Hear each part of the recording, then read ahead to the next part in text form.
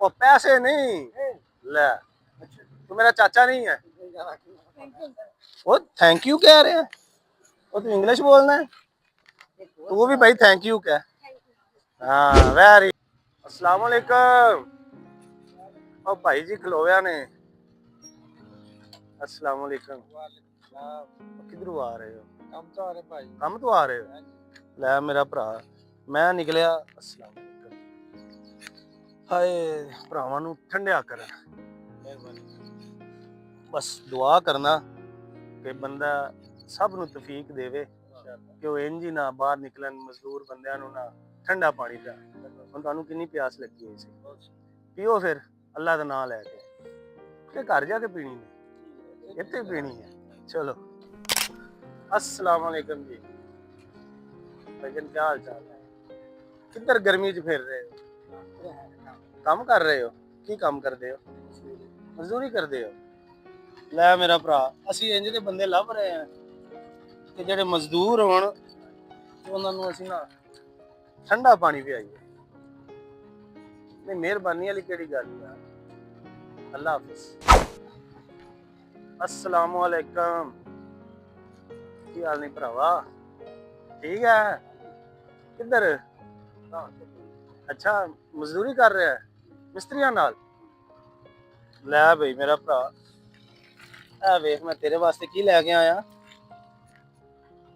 ठंडा पानी जूस।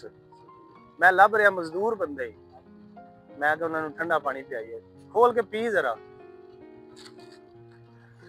क्या घर जाके पीनी है? अच्छा नहीं नहीं पी पी मेरा भरा। अब मैं वीडियो पता क्यों बना रहा कि जिवें मैं कर रहा ना इवें कोई होर दोस्त भी करन कि मजदूरां नूं ठंडा पानी पियाण, ते ओह जिवें तू ठंडा हो गया दिल के नहीं होया, बस यही असीं चाहते हैं। लो जी भाई ए बैठे ने बंदे। अस्सलाम वालेकुम जी। भाईजान की हाल है? एडी गर्मी च की लगे हुए हो? फोम पट रहे हो? चलो फिर साडी तरफों तुसी पानी पियो। इधर आ भी मेरा पुत्र, जल्दी आ। तेरा अबू अम्मी ने लै भी ए तेरी अम्मी दी, ठीक है, ए तेरी, ए तेरे अबू दी। चलो भाई पियो ठंडा फिर। खाला जी अस्सलाम वालेकुम। खाला जी की हाल ने?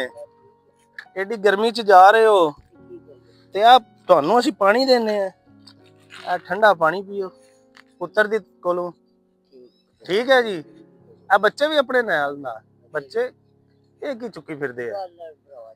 ਬਾਲਣ ਚੁੱਕਿਆ ਹੋਇਆ ਤੇ ਆ ਜਾਓ ਬਈ ਆ ਜਾਓ ਪਾਣੀ ਪੀਓ ਤੁਸੀਂ ਵੀ ਠੰਡਾ ਹੈ। ਲੈ ਬਈ ਉਹ ਥੈਂਕ ਯੂ ਕਹਿ ਰਹੇ ਆ, ਉਹ ਤੂੰ ਇੰਗਲਿਸ਼ ਬੋਲਣਾ ਹੈ, ਤੂੰ ਵੀ ਭਾਈ ਥੈਂਕ ਯੂ ਕਹਿ। हाँ वेरी। अस्सलाम वालेकुम। और भाईजान की हाल चाल है? किधर चल रहे हो? कि मिट्टियों मिट्टी होए हो? अच्छा ले भाई मेरा भरा ठंडा पानी पी फिर तू मेरी तरफों, ठीक है ओके। चाचा जी की हाल है? चाचा जी मजदूरी तो आ रहे हो? तो चाचा जी फिर पानी ना पीता तो फिर फायदा, ठंडा पानी। वो पैसे नहीं ले, तू मेरा चाचा नहीं है।